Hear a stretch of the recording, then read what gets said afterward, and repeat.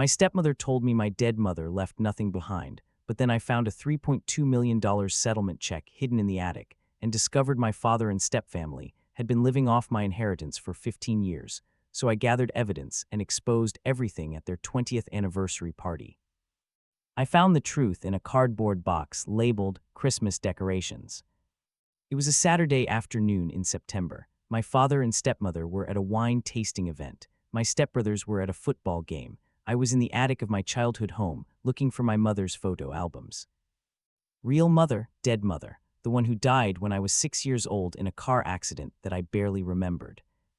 For 20 years, I'd been told there were no photos, that everything was lost, that my mother left nothing behind except memories that faded a little more each year. But my grandmother, before she died last month, had whispered something to me at the hospice.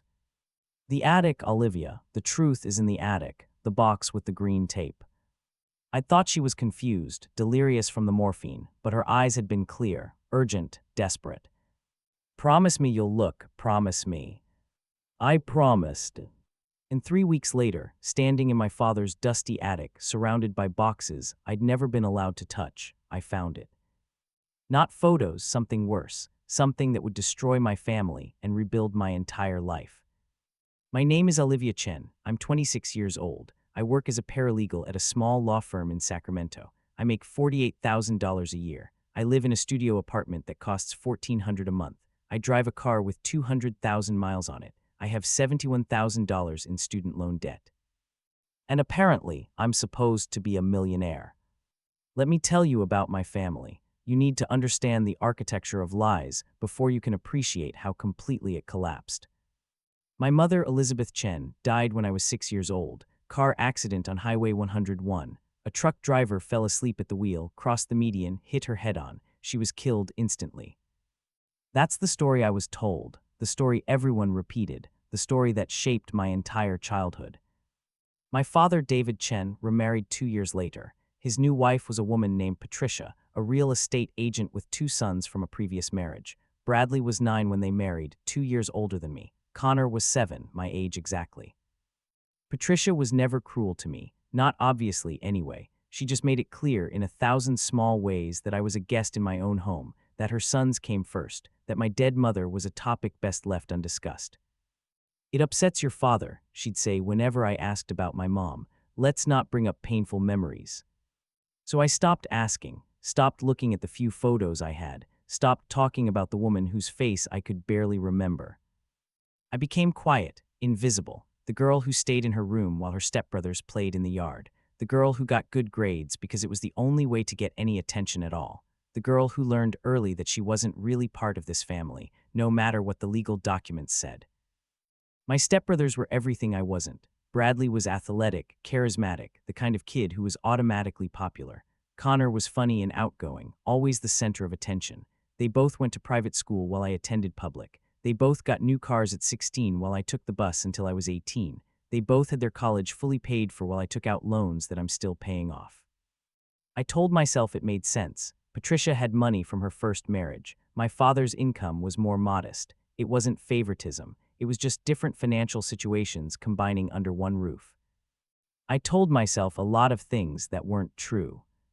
My father was a quiet man, an accountant by trade. He spent most of his time in his home office, doing work I never understood and never asked about. He wasn't mean to me, he just wasn't there. A ghost in his own house, present but not participating.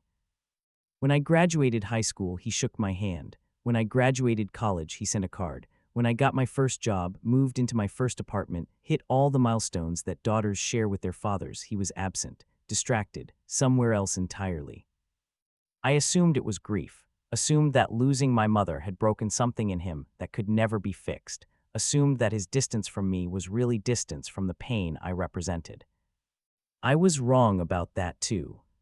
My grandmother, my mother's mother, was the only person who kept my mother's memory alive. She visited when she could, though Patricia always found reasons to cut those visits short. She called on birthdays and holidays, though my father rarely let me talk for long. She sent letters that I treasured, stories about my mother as a child, as a teenager, as a young woman falling in love. Your mother was special, she'd tell me. Never let anyone make you forget that. Never let them erase her. I didn't understand what she meant until the day she died. Grandma Rose passed away on a Tuesday afternoon in late August, liver cancer. She'd known for 6 months but hadn't told anyone until the end. Didn't want the fuss, she said from her hospice bed, thin and pale and somehow still fierce. I was the only family member there when she died. My father didn't come to the hospital, said he couldn't get away from work. Patricia didn't offer. My stepbrothers didn't know and wouldn't have cared. It was just me, holding her hand, watching her breathe her last. But before she went, she told me about the attic, about the box with the green tape, about the truth that had been hidden from me for 20 years. "Promise me," she whispered. "Promise you'll look." "I promise." And Olivia, her grip tightened, surprising strength from such a frail body. "Whatever you find, don't let them explain it away. Don't let them lie anymore. Your mother deserves better. You deserve better."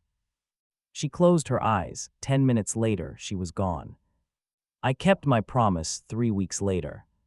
The attic was accessed through a pull-down ladder in the hallway ceiling. I'd been up there maybe twice in my entire childhood, both times under supervision, both times for specific items that Patricia needed from storage. "The attic is dangerous," she always said. "Old floorboards, exposed nails, not a place for children. Not a place for children who might find things they weren't supposed to see." I waited until I knew the house would be empty. My father and Patricia at their wine tasting, Bradley and Connor at the football game, a window of at least 4 hours. The attic was hot even in September, dusty, filled with boxes I'd never examined and furniture I didn't recognize, Christmas decorations, old clothes, the accumulated debris of a life I'd never been part of. I found the box with the green tape in the far corner, behind a stack of Patricia's old real estate signs. The tape was old, brittle. It came away easily. Inside, I found files, folders, documents that shouldn't have existed. The first thing I pulled out was a photograph. My mother, young and beautiful, holding a baby that must have been me. She was smiling in a way I'd never seen in the few photos I had. Real happiness, pure joy. Underneath the photo was a folder labeled Chen v. Harmon Trucking. I opened it, started reading, and felt my entire life begin to collapse. The documents told a story I'd never heard. After my mother's death, my father had filed a wrongful death lawsuit against Harmon Trucking Company. The driver who killed her had been on hour 16 of what was supposed to be an 11-hour shift. The company had falsified his logs. They'd been cited for safety violations multiple times. They knew their driver was exhausted and put him on the road anyway. The lawsuit was settled out of court. The amount, $3.2 million. I stared at the number for a long time, read it again, then again. $3.2 million. I kept reading. The settlement was structured in 2 parts. Half was designated for my father as the surviving spouse. Half was designated for me as the surviving child to be held in trust until I turned 25. $1.6 million held in trust for me. I turned 25 18 months ago. I never received anything. I kept digging, found more documents, bank statements from a trust account at Chase, monthly statements showing deposits, interest accruals, and withdrawals. The withdrawals started when I was 10 years old. $50,000 for educational expenses. That was the year Bradley started private school. $75,000 for medical necessities. I couldn't find any corresponding medical records. $120,000 for housing costs. That was the year my father and Patricia bought a bigger house. Year after year, withdrawal after withdrawal. College tuition for Bradley, college tuition for Connor, down payment on Bradley's first house, investment in Connor's business venture, a vacation home in Lake Tahoe, a boat, cars, renovations. All funded by money that was supposed to be mine. By the time I turned 18, the trust account was empty. $1.6 million gone, spent on my stepfamily while I worked 2 jobs through college and accumulated $71,000 in debt. But there was one more document in the box, one that made everything else worse. A life insurance policy, taken out by my mother 6 months before she died. Beneficiary, Olivia Chen. Amount, $500,000. I had no record of ever receiving this money, no memory of anyone mentioning it, no indication that it existed at all. Until now. Underneath the policy was a letter from the insurance company, dated 8 months after my mother's death, confirming payment to the trust account, $500,000 deposited for the benefit of Olivia Chen. Gone like everything else. Total stolen, $2.1 million. I sat in that hot, dusty attic for 2 hours, reading, rereading, photographing every document with my phone, building a case I didn't want to believe. My father hadn't just failed me, he'd robbed me, systematically, deliberately, over 15 years. He'd taken money that my dead mother had left to protect me and spent it on a family that had never accepted me. And Patricia, with her real estate expertise and financial knowledge, had almost certainly been involved, maybe even orchestrated the whole thing. My quiet, ghost-like father, my cold, calculating stepmother, partners in theft, and I was their victim. When I finally climbed down from the attic, the sun was setting. I sat in my car in the driveway for 30 minutes, hands shaking, trying to figure out what to do. I could confront them now, demand explanations, give them a chance to justify what they'd done. But I knew how that would go. They'd lie, they'd explain, they'd make me feel crazy for even suggesting that something was wrong. They'd say the documents were old, that I was misunderstanding, that everything was fine. And then they'd destroy the evidence. No, I needed to be smarter than that. I drove back to my apartment, called in sick to work the next day, started planning. The first person I contacted was an attorney, not anyone at my firm, where my father occasionally did accounting work and might have connections. A stranger, someone with no ties to my family. His name was Michael Torres, estate law specialist, ex-prosecutor, the kind of lawyer who'd seen everything and wasn't shocked by anything. I told him the story, showed him the photos I'd taken, watched his face shift from professional interest to genuine anger. "Miss Chen," he said when I finished, "what you're describing is fraud, breach of fiduciary duty, potentially criminal theft. If these documents are accurate, your father and stepmother have stolen over $2 million from you. What can I do?" First, we verify everything. Get official copies of these documents from the sources, the court, the insurance company, the bank. Confirm that what you found is legitimate. Second, we assess the statute of limitations. In California, you typically have 3 years for fraud, but the clock doesn't start until you discover the fraud. You discovered it last week, so you're within the window. And then we sue, civil action for recovery of the stolen funds, plus damages. And depending on what we find, we may refer the matter to the prosecutor's office for criminal charges. Criminal charges against my father. The words felt unreal. What are the odds of winning? He looked at the photos again. Based on what you've shown me, excellent. This is well-documented theft. They kept records, probably because your father's an accountant and can't help himself. Those records are now evidence. If everything checks out, they don't have a defense. How long will this take?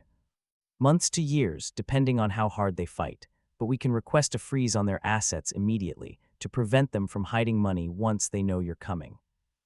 I thought about my father's house, Patricia's jewelry, the vacation home in Tahoe, all of it purchased with money that should have been mine. Do it whatever it takes. The next 6 weeks were a blur of documents and phone calls. Michael's team obtained official copies of everything: the wrongful death settlement, the trust documents, the insurance policy, the bank records. Everything matched what I'd found in the attic. Every withdrawal, every balance, every transfer.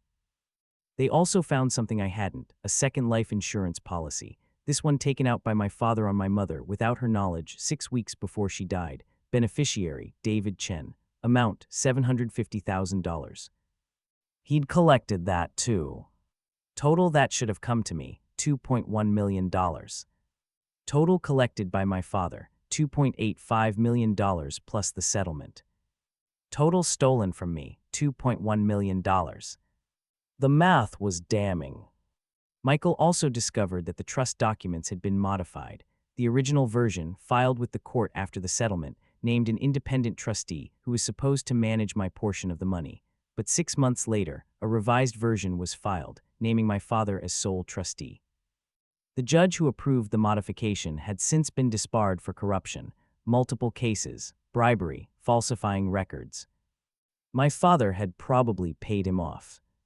"This is worse than I thought," Michael said during one of our meetings. "We're not just looking at breach of fiduciary duty. We're looking at conspiracy, possibly fraud upon the court, maybe even wire fraud depending on how the money was transferred. If the DA wants to pursue this, your father could face serious prison time." And Patricia. She's harder to pin down. We'd need to prove she knew about the theft and benefited from it. The fact that her son's education was paid for with trust funds is circumstantial. We need more. How do we get more? He leaned back in his chair. Sometimes the best evidence comes from the defendants themselves. If we can get them talking, admitting things on record, that changes everything. How would we do that? He looked at me carefully. There's an event coming up. I saw it in the background research. Your father and Patricia's 20th wedding anniversary. Big party, lots of guests. Your stepbrothers are hosting. I knew about the party. I'd been invited, reluctantly. Patricia had made it clear my attendance wasn't expected or particularly desired, but the invitation had been sent to maintain appearances. You think I should confront them there? I think you should be prepared for whatever happens there. Whether that's a private conversation that happens to be recorded or something more public, that's your choice. But the element of surprise is the most powerful tool you have. Once they know you're investigating, they'll lawyer up, stop talking, start hiding things. Right now, they think you're the same obedient, quiet Olivia you've always been. That's an advantage. I thought about it, about all the years of being invisible, of being overlooked, of being the guest in my own family. I'll be at the parties. Good, and Olivia, whatever you decide to do, I'll be ready to file the lawsuit the next business day. Once the bomb goes off, we move fast. The anniversary party was scheduled for October 15th. Patricia had rented out the ballroom at a country club she'd been a member of for 15 years, 200 guests, catered dinner, live band, the works. I spent the weeks leading up to the party preparing. I compiled a presentation, every document photographed, every withdrawal cataloged, every lie documented. I put it on a flash drive, ready to be displayed on any screen with an HDMI port. I also bought a recording device, small, discreet, designed to look like a pen in my pocket. California is a two-party consent state, which made things complicated, but Michael had a solution. You can ask them for permission to record. If they say yes, anything they say after that is admissible. If they say no, you don't record. But most people, when asked casually, will say yes without thinking about it. I practiced the ask a dozen times, made it sound natural, casual, like I just wanted to capture family memories. 2 days before the party, I had coffee with Bradley's wife, Jennifer. She'd always been nicer to me than the rest of the family, more sympathetic. I'd never understood why she married Bradley, but she seemed genuinely kind. You seem stressed, she said, watching me fidget with my cup. Just a lot going on at work. She nodded, didn't push. That was one of the things I appreciated about her. Can I ask you something? I said. Of course. How did Bradley pay for his first house? The down payment, I mean. That was before he was making serious money. She looked surprised by the question. His parents helped, David and Patricia. They gave him the down payment as a wedding gift. Did they say where the money came from? Her expression shifted, more guarded now. Why do you ask? Just curious. I've been going through some old family financial stuff since my grandmother passed, trying to understand how things work. She was quiet for a moment. Patricia told me it was from an investment account, something David had been building for years. She said they'd always planned to help their children get started in life. Their children, not all the children, just theirs.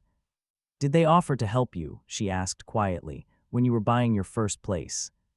I laughed, couldn't help it. I rent a studio apartment, Jennifer. I've never owned anything. Her face changed. Something clicked behind her eyes. That's not right. No, it isn't.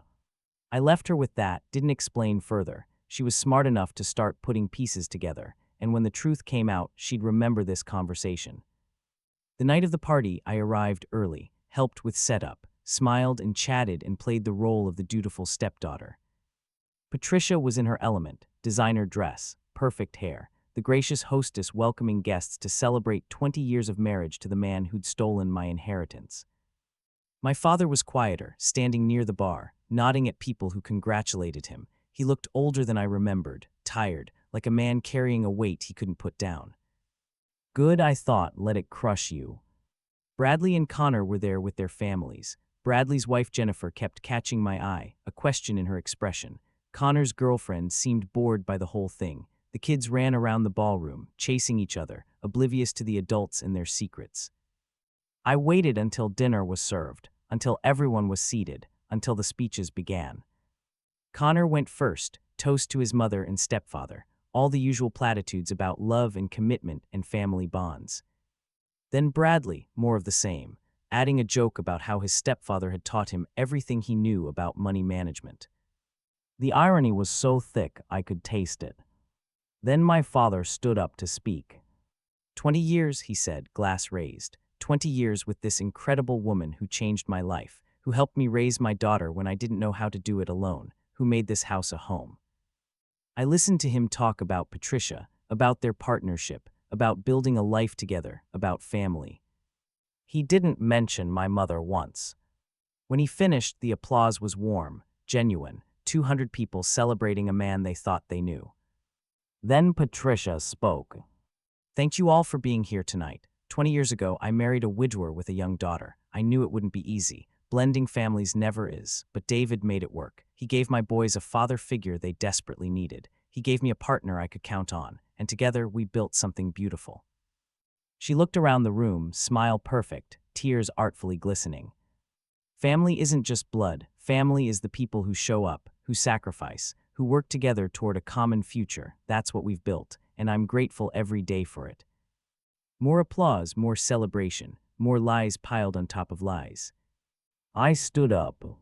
The room went quiet. People looked at me, confused. This wasn't part of the program. I'd like to say something, I said. My voice was steady, calmer than I felt.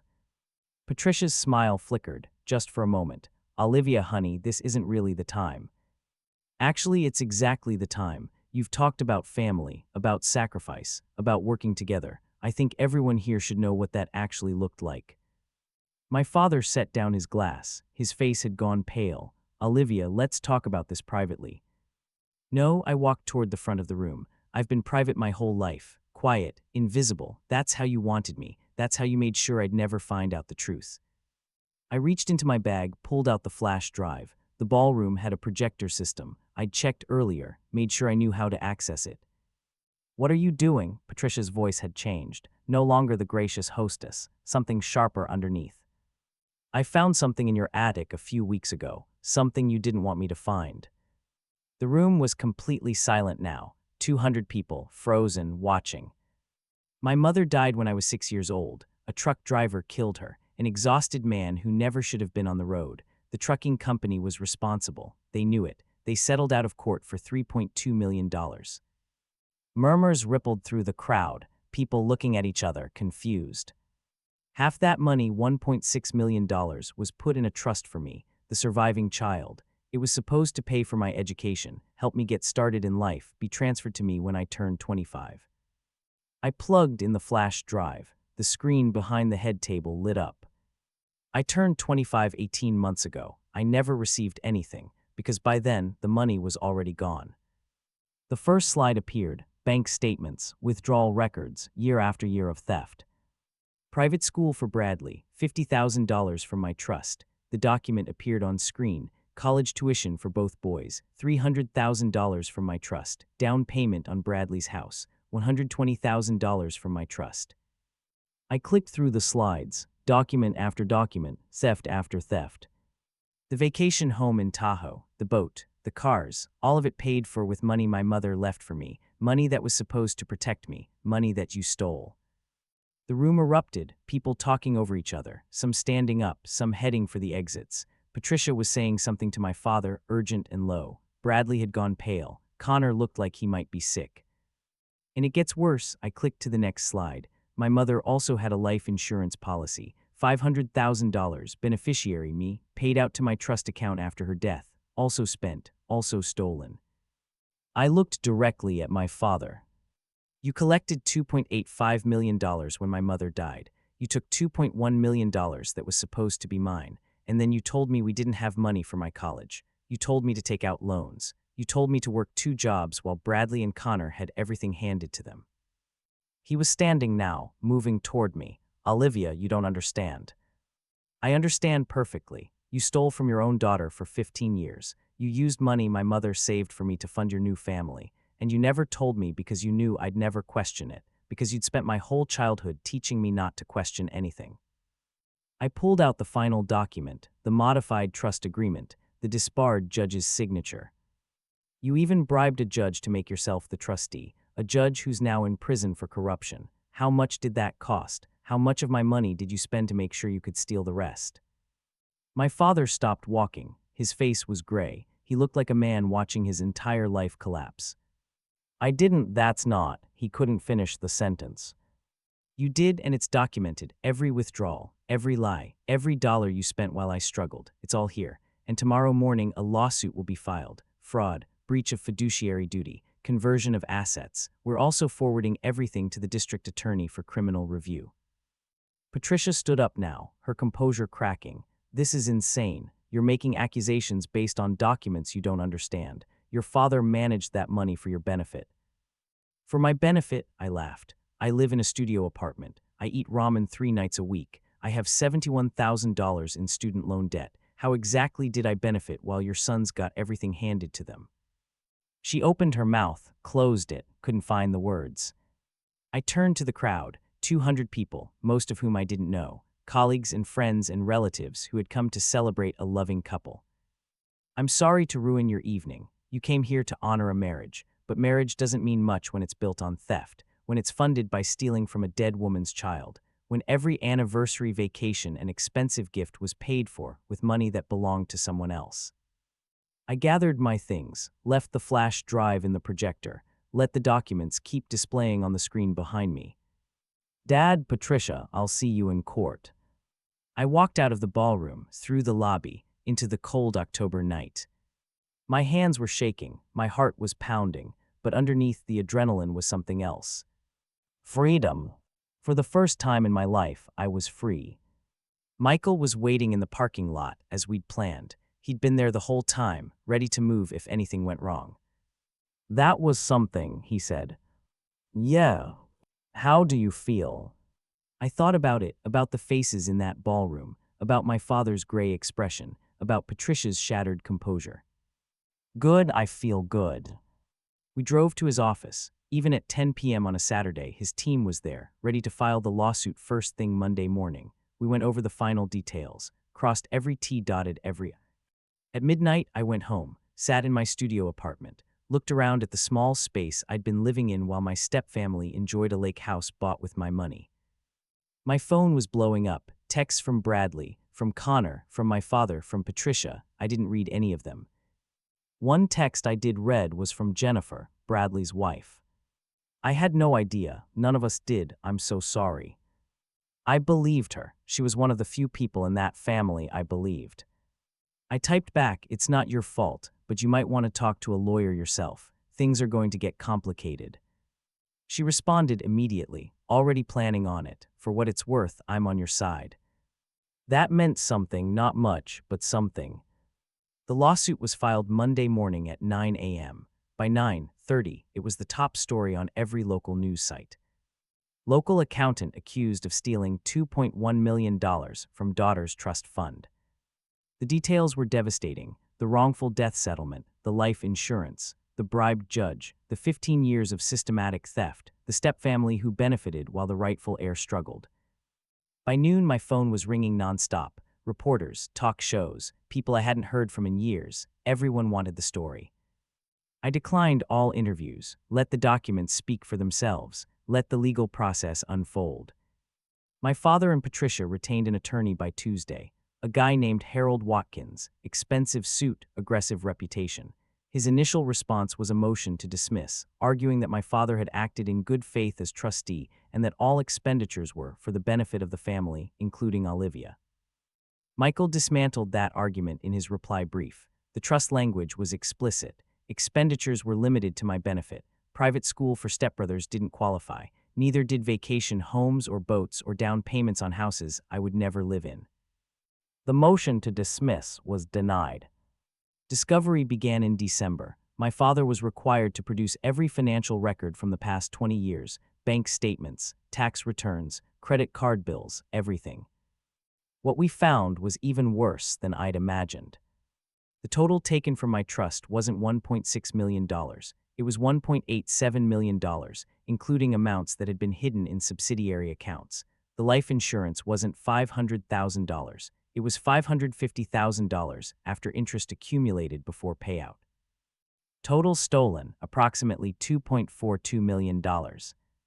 Plus, we discovered additional fraud. My father had been using my social security number to open credit cards since I was 12 years old. He'd run up debts in my name, paid them off with trust funds, and repeated the cycle. The damage to my credit history was extensive. I'd been denied apartments and loans for years without knowing why. This is identity theft, Michael said. In addition to everything else, your father committed identity theft against you for over a decade. The criminal referral went to the district attorney the same week. By January, my father and Patricia were both facing charges. The preliminary hearing happened in February. I attended, sat in the gallery, watched my father and stepmother stand before a judge in their best clothes, faces drawn. The charges were read: fraud, embezzlement, identity theft, conspiracy, each count carrying significant potential prison time.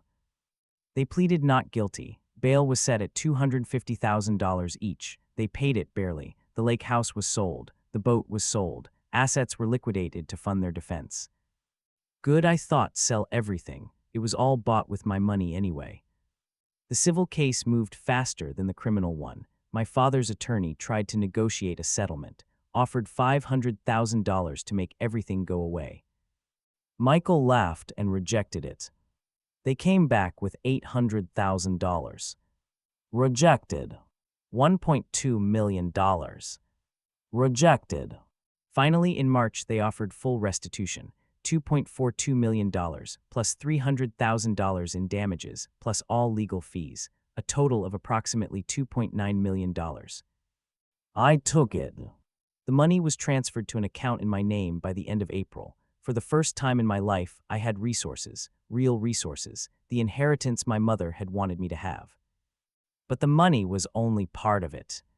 The criminal trial started in June, 3 weeks of testimony, evidence, and devastating revelations. The prosecutor's case was methodical. They traced every dollar from my trust to its ultimate destination. They showed how my father and Patricia had coordinated the theft. They produced emails where they discussed managing Olivia's expectations and keeping things simple. One email from Patricia to my father was particularly damning. She's never going to ask questions. She's too scared of being kicked out. We can use the rest of the trust money for Connor's business investment, and she'll never know. That email was from when I was 19, working 2 jobs, eating ramen, wondering why I couldn't catch a break. They'd been laughing at me the whole time. The defense tried to argue that my father had always intended to give me the money eventually, that the expenditures were temporary borrowings that would have been repaid, that I'd benefited from living in a nice house and having a stable family. Nobody believed them. The evidence was too clear. After 3 weeks of trial, the jury deliberated for 4 hours, guilty on all counts. Sentencing happened in August. I attended again, sat in the same seat, watched my father and stepmother stand before the judge one more time. Mr. and Mrs. Chen, the judge began, the crimes you've committed are not just financial. They're personal. You stole from a child who had already lost her mother, a child who was supposed to be under your protection. My father was staring at the floor. Patricia was crying. Neither of them looked at me. You used that child's inheritance to fund a lifestyle you couldn't otherwise afford. You lied to her for 20 years. You made her believe she wasn't worthy of help, while you showered your other children with resources stolen from her. That is a profound betrayal, the kind that damages not just a bank account but a soul. The judge paused. Mr. Chen, you are sentenced to 7 years in state prison. Mrs. Chen, you are sentenced to 5 years, both sentences to run consecutively with the fraud charges. 7 years, 5 years. They were led away in handcuffs. My father looked back once, caught my eye. His expression was broken, not apologetic, just broken, like he'd finally realized that the life he'd built was a lie. I watched him go, felt nothing. Maybe that was the real tragedy, not the money, not the theft, the fact that I couldn't even feel sad watching my father go to prison, because he'd never really been a father to me anyway. The next year was about rebuilding. I quit my paralegal job, used some of the settlement money to pay off my student loans, all of them, gone, the weight I'd been carrying for 8 years lifted. I bought an apartment, nothing extravagant, 2 bedrooms in a nice neighborhood, a place that was actually mine. I went back to school, law school this time. Michael had inspired me. I wanted to help people like me, people who'd been stolen from by the people who were supposed to protect them. I also started therapy, 3 years of weekly sessions, unpacking 20 years of neglect and betrayal, learning to trust, learning to feel, learning that the quiet, invisible girl I'd been wasn't who I had to stay. Jennifer divorced Bradley. She discovered during the trial that he'd known about the theft, not the details but the broad strokes. He'd never said anything, never questioned where the money came from. She couldn't forgive that. She and I stayed in touch. Strange as it was, she became something like a friend, the only person from that family who'd chosen honesty over loyalty. I should have seen it sooner, she told me once over coffee. The way they treated you, the way you were always separate, always less. I thought it was just blended family dynamics. I didn't realize it was deliberate. Neither did I. How do you make sense of it, your own father? I thought about that question a lot. I don't think I'll ever make sense of it. Some people are just broken in ways you can't fix. My father lost my mother and something inside him died too. He stopped caring about anyone except himself. Patricia saw an opportunity, and they built something together, something built on my loss. That's incredibly sad. Yeah, it is. But sad wasn't the whole story, because I was also building something real, something mine. I graduated law school at the top of my class, passed the bar on my first attempt, joined a firm that specialized in estate law and trust litigation. My first case was a woman whose stepmother had stolen her inheritance. Different details, same pattern. The quiet stepdaughter, overlooked and exploited. The documentation hidden in an attic. The years of struggle while others benefited. I won that case, got her every penny back plus damages. Then I won another case, and another. Word spread. People started seeking me out. The lawyer who understood, the lawyer who'd been there.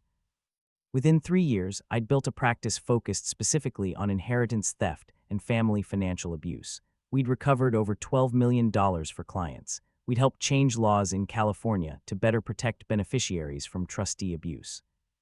And I found something I'd never expected to find: purpose. My mother had died trying to protect me. She'd set up life insurance, made sure I'd be provided for, done everything she could to secure my future even though she wouldn't be there to see it. My father had stolen that protection, but in the end I'd reclaimed it, not just the money, the mission, the purpose she'd given her life for. I was protecting other people's children now, making sure what happened to me didn't happen to them. That felt right, that felt like something she would have wanted. 5 years after the trial, I got a letter. From my father. He'd been released early, good behavior, was living in a halfway house in Oakland, trying to rebuild his life. The letter was short, apologetic. He said he'd had a lot of time to think, that he knew what he'd done was wrong, that he didn't expect forgiveness but wanted me to know he was sorry. I read the letter 3 times, sat with it for a week, then I wrote back. Dad, I got your letter. I'm glad you've had time to reflect. I'm glad you recognize what you did was wrong. But I need you to understand something. You didn't just steal money from me. You stole my childhood, my trust, my ability to believe that the people closest to me had my best interests at heart. Every time I struggled to pay rent, you could have helped. Every time I ate ramen because I couldn't afford real food, you were spending my money on vacations. Every time I felt invisible and worthless, you were reinforcing that message by treating me as less than your stepchildren. I don't hate you, I'm past that, but I don't forgive you either. What you did can't be forgiven, it can only be survived. I survived, I built a life, a good life, a meaningful life, not because of you, despite you. I hope you find some peace. I hope you use whatever time you have left to be a better person than you were, but you'll be doing that without me. This is goodbye. Olivia. I never heard from him again. He died 2 years later. Heart attack. I heard about it from Jennifer, who'd heard from Bradley, who'd apparently gotten sober and was trying to make amends of his own. I didn't go to the funeral, didn't feel the need. My mother's grave, though, that I visited, found a quiet afternoon, brought flowers, sat on the grass and talked to her. I found it, Mom, everything you left for me. It took 20 years, but I found it, and I made something of it, something good, something that helps people. The stone was simple. Elizabeth Chen, beloved mother, gone too soon. I wish you could see who I've become. I wish you could meet the person I'm building a life with. I wish you could see the cases I've won, the people I've helped. I touched the stone, cold granite, 20 years of absence. But I think you know, somehow, I think you've been watching. The wind picked up, leaves rustled, somewhere a bird sang. I chose to believe that was her answer. It's been 8 years since the anniversary party. I'm 34 now, married to a wonderful man named James who I met at a legal conference. We have a daughter named Elizabeth, after my mother. We call her Ellie. She's 3 years old, smart as a whip, curious about everything. She has my mother's eyes, according to the few photos I have. I see it sometimes in certain lights.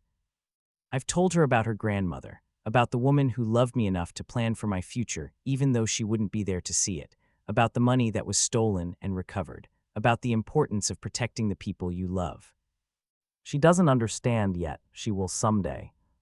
My practice has grown. We're the leading firm in California for inheritance theft cases. We've expanded to 3 states. We've helped change laws across the country. I've written a book, Stolen Inheritance: How to Recognize, Fight, and Recover from Family Financial Abuse. It's done well, connected me with thousands of people who have been through similar experiences. I speak at conferences now, train other lawyers, advocate for better protections. The quiet, invisible girl who was supposed to never ask questions is now a voice for people who don't have one. That's the real revenge, not the money, not the prison sentences. The fact that I took what was meant to destroy me and turned it into something that helps others. My father wanted me silent. My stepmother wanted me invisible. They spent 20 years making sure I'd never know my own worth. They failed. Last month, Jennifer sent me a photo. Her and Bradley's kids, now teenagers, at a family event. She'd remarried, found someone better. Bradley was there too, sober for 5 years now, trying to be a decent person. I looked at the photo for a long time. These people who'd grown up with every advantage while I struggled. These people who'd unknowingly benefited from my mother's death. I didn't feel anger anymore, just distance. They were part of a past I'd moved beyond, a story I'd rewritten on my own terms. I put the photo away, went to find Ellie, who was in the backyard chasing butterflies. Mommy's looked. She held up a dandelion, fluff catching the sunlight. Make a wish, I said. She thought about it seriously, the way 3-year-olds do. Then she blew, sending the seeds flying into the wind. What did you wish for? I asked. Can't tell, then it won't come true. I laughed, picked her up, held her close. My mother had wished for my protection, my future, my happiness. 20 years later, her wish came true. Not the way she planned, not through the money she'd so carefully set aside, but through the strength she'd given me, the determination to survive, the refusal to accept less than I deserved. That was her real gift, not the $2.1 million, the belief that I was worth protecting, worth loving, worth fighting for. I carry that with me every day. The story ends here, or maybe it's just beginning. Every case I win, every family I help, every child I protect from what happened to me, that's my mother's legacy continuing. She died when I was 6, but she's never really gone. She's in every battle I fight, every victory I claim, every moment I spend with my own daughter, making sure she knows her worth. That's what they couldn't steal. That's what survived everything. Love, real love, the kind that transcends death and theft and 20 years of lies. The kind that wins in the end. If you're reading this and you see yourself in my story, I want you to know something. The people who were supposed to protect you may have failed. The systems that were supposed to catch the theft may have broken down. The trust that should have been sacred may have been violated. But you're still here, you survived. And that means you have the power to fight back, to reclaim what was taken, to build something better from the ashes of what they destroyed. Find the truth, gather the evidence, seek the help you need. And when the time comes, don't be afraid to speak. Don't be afraid to expose. Don't be afraid to stand in a room full of people celebrating the liars and say, this is what really happened. The truth matters, your story matters, you matter. Never let anyone make you forget that. If this story resonated with you, if you've experienced family betrayal or financial exploitation, if you're carrying secrets that deserve to see the light, I want you to know you're not alone. Every week we share stories like this one, real people, real betrayals, real justice, real recovery. Hit that subscribe button and turn on notifications. Join a community of survivors who refused to stay silent, who refused to accept less than they deserved, who took control of their own stories.